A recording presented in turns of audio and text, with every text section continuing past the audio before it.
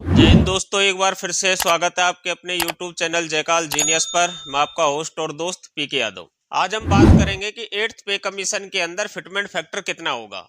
अब सर, ये तो पहले से आप है जो इसके ऊपर में चर्चा कर चुके हो, लेकिन आज फिर से क्यों? देखो, उसका एक कारण है। जितने भी महंगाई भत्ते जो भी दिसंबर और जनवरी के जो AICPI के जो डाटा रिलीज हुए, वो घटते हुए रिलीज हुए।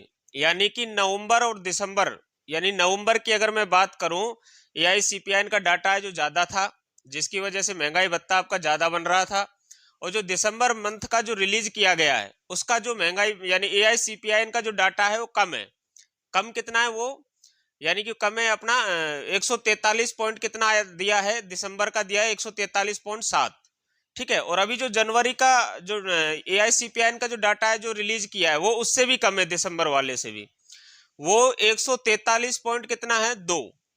यानी कि 0.5 का डिफरेंस है, यानी दिसंबर और जनवरी के डाटा के अनुसार। अब सर, हम इस डाटा की डीए के बारे में चर्चा इस वीडियो के अंदर क्यों कर रहे हैं? हमें तो फिटमेंट फैक्टर के ऊपर चर्चा करनी थी इस वीडियो के अंदर। देखो क्या होता है, जैसा कि हमने पिछले वेतन आयोगों में देखा है कि डीए यानी महंगाई भत्ता एक फिटमेंट फैक्टर निकालने के लिए एक महत्वपूर्ण कारक होता है। किसी भी आप पे कमीशन के अंदर देखेंगे कि जो महंगाई भत्ता का जो डाटा है, वो बहुत महत्वपूर्ण योगदान निभाता है किसके अंदर? फिटमेंट फैक्टर निकालने के लिए। यानी कर्मचारी की सैलरी में यानी कितना इजाफा किया जाएगा, ये सब कुछ महंगाई भत्ते के ऊपर भी डिपेंड करता है। ठीक है। अब सर, आप इसकी बात क्यों कर रहे हो? देखो, एक चिंता का विषय है। चिंता का विषय इसलिए है कि दिसंबर जो यानी कि AICPI के जो डाटा आए थे, वो आए थे 143.7, और जनवरी का आए 143.2, यानी 0.5 है जो अभी AICPI यानी महंगाई का जो रेट है जो कम हो गया। अगर इस हिसाब से हम देखें तो जो डीए का जो आंकड़ा है वो कितना निकल करके आ रहा है? वो आ रहा है 55.99। अब इस कंडीशन में इससे पहले क्या हुआ करता था कि पॉइंटों वाली कोई वैल्यू यानी मायने नहीं रखती थी। यानी कि 53 से कितना यानी कि डीए जो बनने वाला है 2%, यानी कि 55। इससे पहले आज तक कभी इसको राउंड फिगर नहीं किया गया है पिछले 7-8 सालों में। यदि राउंड फिगर किया जाता है तो ही 3% डीए है जो क्या है आपके लिए एप्लीकेबल होगा। गवर्नमेंट यदि घोषणा करती है अगर इसको राउंड फिगर में लेती है, लेकिन ऐसा हमें नजर नहीं आ रहा है राउंड फिगर में लेते हो। उसका कारण है, देखो मैं आपको एक छोटा एक लेटर दिखाता हूँ। रिजर्व बैंक ऑफ इंडिया की सब्सिडरी फर्म है, उसने यानी महंगाई है जो अपने कर्मचारियों के लिए लागू कर दी है। वो महंगाई का जो डाटा है जो कितना रिलीज किया है, यानी कि 2% का डाटा जो रिलीज किया, मैं आगे दिखाऊंगा। और इस वीडियो के अंदर हम फिटमेंट फैक्टर की पूरी कैलकुलेशन करेंगे, इसलिए वीडियो में शुरू से लेकर के लास्ट तक जरूर बने रहना। और आपको इतने अच्छे ढंग से मैं फिटमेंट फैक्टर समझाऊंगा कि आप भी देखने के बाद में आप बोलोगे सर मजा आ गया वीडियो देखने के बाद। ठीक है। तो हम सबसे पहले वो देख लेते हैं कि रिजर्व बैंक ने अपने कर्मचारियों के लिए कितना महंगाई भत्ता बढ़ाया है। ठीक है। देखो, एक प्रेस रिलीज निकाला है भारतीय रिजर्व बैंक ने। नोट मुद्रण प्राइवेट लिमिटेड भारतीय रिजर्व बैंक की संपूर्ण स्वामित्वधीन सहायक कंपनी, भारतीय reserve bank of India subsidiary है ये। या कहाँ के लिए निकाला? रिजर्व बैंक ऑफ इंडिया ने निकाला है। इसमें देखो,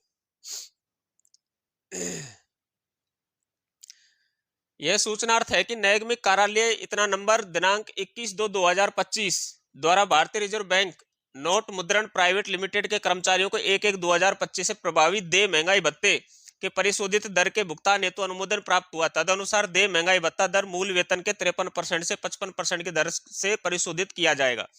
यानी कि रिजर्व बैंक ने खुद ने बताया है कि महंगाई जो भत्ता है जो 53 से बढ़कर कितना होगा? 55% होगा। ठीक है। आप यहाँ पर देख सकते हैं विवेक दत्त चौधरी जी हैं महाप्रबंधक। ठीक है। आप इंग्लिश का वर्जन पढ़ना चाहे तो इंग्लिश का भी पढ़ सकते हैं। तो अभी ये तो कंफर्म हो गया कि महंगाई भत्ता है जो 2% रहने वाला है।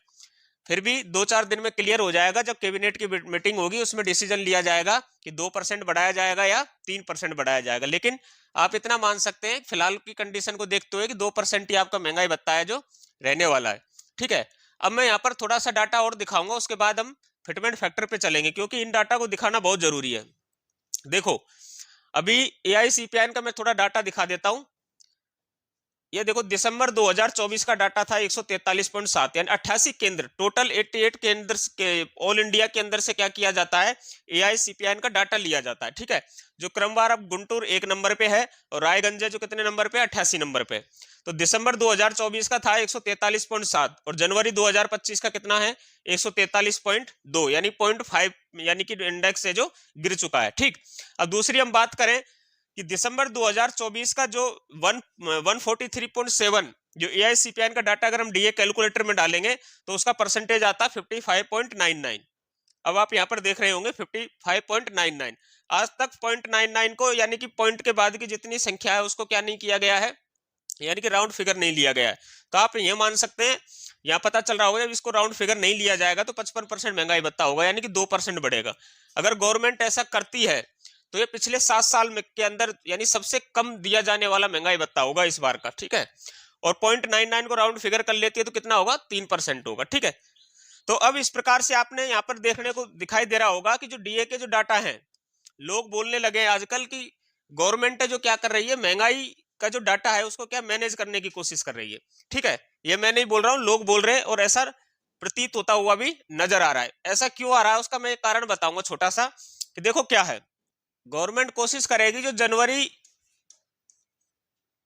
DA जनवरी 2026 तक और DA की रेट कितनी रहे, यानी 60% के अंडर में रहे या 60% तक ही महंगाई रेट, महंगाई दर है जो आपकी, या महंगाई भत्ता है जो रहे, ये गवर्नमेंट की कोशिश रहेगी। अब इसमें क्या होता है कि मामला कहां फंसता है, पॉइंटों में फंसता है मामला। ठीक है, अगर मान लो इसी डाटा को आप 143.5 कर दोगे तो महंगाई भत्ता है जो आपका जनवरी 2025 से यानी जो लागू होगा वो कितना हो जाएगा, 56% हो जाएगा। लेकिन यहां पर क्या हुआ, 143 पॉइंट कितना निकाल कर दे दिया आपको, 2, यानी कि 2 दे दिया, 143.2। तो इसी में क्या हो गया कि मामला उलझ गया। अब इसमें क्या हो गया कि डाटा है जो महंगाई भत्ता निकल करके आया आपका कितना, 55.99। अब सर आपने ये पूरा डाटा दिखाया, ये क्यों दिखाया, इसका कारण क्या था? इसका कारण था महंगाई भत्ते के कारण महंगाई भत्ते को प्रमुख कारक मानते हुए हम क्या निकालने की कोशिश करेंगे, फिटमेंट फैक्टर। और वो कैसे डायरेक्ट लिंक है सर, फिटमेंट फैक्टर का और DA का कैसे रिलेशन है वो मैं आपको बताता हूं थोड़ा सा। देखो पिछले जो वेतन आयोग था, पिछला वेतन आयोग लागू होने से पहले यानी जो महंगाई भत्ता था वो कितना था, 125% था। कितना था, 7वें वेतन आयोग की बात कर रहा हूं मैं, 7th CPC की, कितना था महंगाई भत्ता, 125% था। ठीक है, ये आपका कितना, ये क्या हुआ, DA हो गया। अब बेसिक को कितना, यानी कि बेसिक जितना भी रहेगा आपका, मान लो 30,000 है या 50,000 है, 60,000 है, 80,000 है, वो कितना माना जाएगा, 100% के बराबर माना जाएगा। ठीक है, 100%। आ गई बात समझ में। अब गवर्नमेंट ने 7th CPC में क्या किया था कि 32% का क्या किया था, सैलरी में इंक्रीमेंट किया था। कितना, 32% का, यानी कि 32 को भी हम यहाँ क्या कर देंगे, प्लस कर देंगे। तो टोटल कितना हो गया, 100, 125, 225 और 32, 257%। यानी गवर्नमेंट की बढ़ोतरी के पश्चात कितना निकल करके आया, 257% क्या निकल के आया था, फिटमेंट फैक्टर। अब इसको फिटमेंट फैक्टर को हम पॉइंट में चेंज कर देंगे तो परसेंटेज को हटाने के लिए क्या करेंगे, 100 का हम भाग लगा देंगे, तो फिटमेंट फैक्टर कितना निकल के आ जाएगा, 2.57 निकल करके आ जाएगा। यानी कि फिटमेंट फैक्टर 7 CPC में किस प्रकार से निकाला था, 32% का इंक्रीमेंट किया था और फिटमेंट फैक्टर निकल करके आ गया 2.57। ठीक, यहां तक आप लोगों को समझ में आया। अब देखो 8 CPC में DA से किस प्रकार से फिटमेंट फैक्टर है जो निकाला जाएगा। अभी देखो मान लेते हैं हम कि किसी कर्मचारी का यानी कि बेसिक कितना है, 100% है, क्योंकि बेसिक को 100% लिया जाएगा। इधर मैं लिख देता हूं बेसिक, ठीक है, इधर मैं लिख देता हूं DA। ठीक है, DA हम मान लेते हैं कि अभी जो DA चल रहा है वो कितना है, 53। फिर हम जनवरी 2025 का काउंट करेंगे तो 2% यानी 55 जैसा हमें दिखाई दे रहा है। अगर हम 2% ही जुलाई का मान लेते हैं तो 57।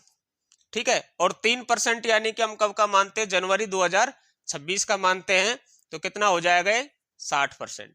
यानी यहां से यहाँ 2% और यहां से यहाँ 3%। ठीक है, और यहां से यहाँ 2%। यानी हमने टोटल कितना 7% डीए अभी जनवरी 2026 के लिए अनुमानित माना है।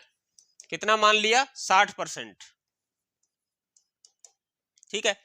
पिछले वेतन आयोग की बराबर यानी कि 32% की यदि गवर्नमेंट जो बढ़ोतरी करती है, यानी कितनी बढ़ोतरी करती है गवर्नमेंट? पिछले पे कमीशन के बराबर यानी कि 32% की, क्योंकि इससे ज्यादा मुझे बढ़ता हुआ नजर नहीं आ रहा है। अगर हम पिछली बढ़ोतरी को मान ले 32%, तो ये टोटल कितना होता है? ये होता है 1.92। कितना हो गया? 1.92।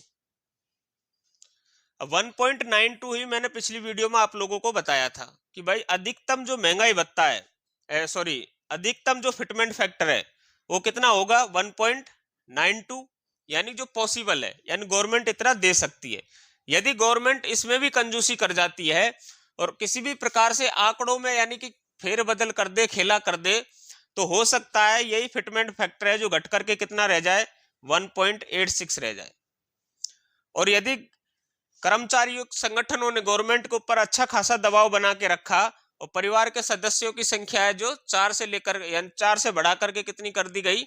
6 कर दी गई, तो ये फिटमेंट फैक्टर है जो 1.97 से लेकर के 2.08 तक रह सकता है। ठीक है। अब चाहे कर्मचारी संगठन 2.86 की मांग करें, ठीक है, चाहे कर्मचारी संगठन है जो 2.57 की बात करें, फिटमेंट फैक्टर मांग करें, गवर्नमेंट को इनसे कोई लेना देना नहीं है। गवर्नमेंट उतना ही आपका पेमेंट यानी कि बढ़ाएगी जितना गवर्नमेंट का यानी मन करेगा। अब कैसे होगा सर? कि भाई गवर्नमेंट बोलेगी महंगाई रेट यानी महंगाई भत्ता कितना है? 60% है अभी, और आपको मिल कितना रहा है? 100 रुपया मिल रहा है, यानी कि अभी आपको टोटल 160 रुपया मिल रहा है और 32 रुपये हमने तुम्हारे बढ़ा दिए, तो टोटल कितना बढ़ा दिया हमने तुम्हारा? यानी 32 रुपया बढ़ा दिया। तो अभी तुम्हारा यानी कि पेमेंट है जो हमने कितना कर दिया? यानी कि 1.92 गुना कर दिया तुम्हारा पेमेंट।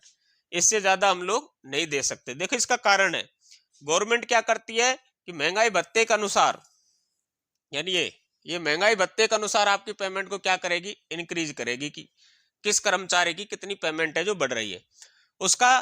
देखो महंगाई भत्ते जो किसका? स्टैटिक का एक पार्ट है। इकोनॉमिक्स में एक होता है स्टैटिक, एक होता है चार्ट, यानी जिनको आप सांख्यिकी बोल लो, कुछ भी बोल लो, जो बोलना है हिंदी में।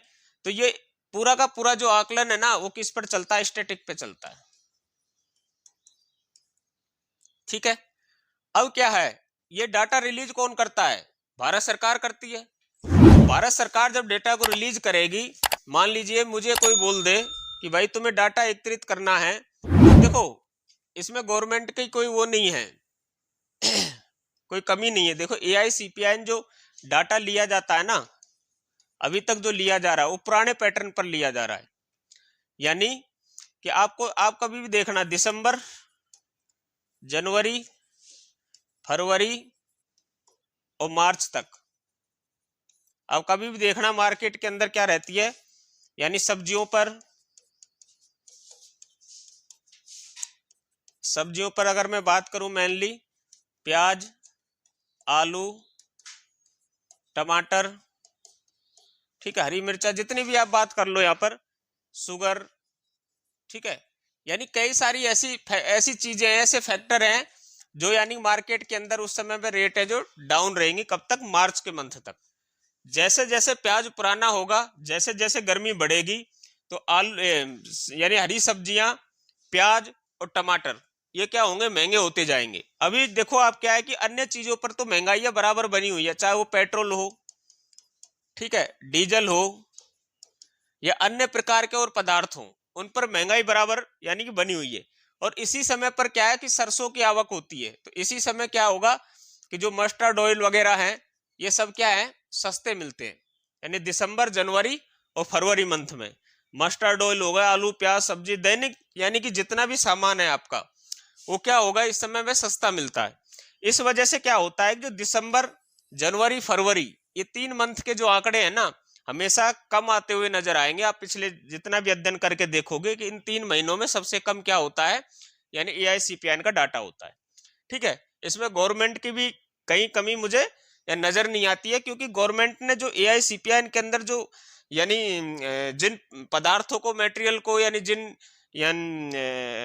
चीजों को शामिल किया है ना, वो उस समय क्या है कि ज्यादातर जो चीजें हैं वो सस्ती होती है। ठीक है, तो सबसे पहले तो क्या करना पड़ेगा, अभी AICPIN के अंदर जितने भी, जिनको आप सामान बोल सकते हो, पदार्थ बोल सकते हो, चीजें बोल सकते हो, उनको चेंज करना पड़ेगा। तब जाके क्या होगा कि आपकी जो असली जो महंगाई जो बढ़ रही है मार्केट के अंदर, उन सब चीजों तक हम पहुंच पाएंगे। ठीक है, तो आपने अब इस प्रकार से देखा कि इस महीने में AICPIN के डाटा जो कम क्यों आते हैं। कई लोग बोल रहे थे कि सर गवर्नमेंट का क्या है, गवर्नमेंट के पास तो सीधा सा हिसाब है, मेरा कॉपी मेरा पेन, मेरी कॉपी मेरा पेन, मेरा मन करेगा वो लिखूंगा, मेरा मन करेगा वही लिखूंगा। ऐसा नहीं है, गवर्नमेंट भी बड़ा सोच समझ के क्या करती है, डाटा को एकत्रित करती है। ठीक है, तो ऐसा नहीं सोचना है दिसंबर जनवरी फरवरी के मंथ में क्या है, वास्तव में क्या होता है, हरी सब्जी जो दैनिक जीवन का जो यानी आइटम होता है, वो सब इस समय पर सस्ता होता है। ठीक है, तो इस प्रकार हमने देखा कि अगर यदि हम DA को महत्वपूर्ण एक कारक के तौर पर लेते हैं, जैसे पिछले वेतन आयोग में हमने लिया था, तो जो फिटमेंट फैक्टर है जो 1.92 के आसपास ही ट्रेवल करता हुआ आप लोगों को नजर आ रहा होगा।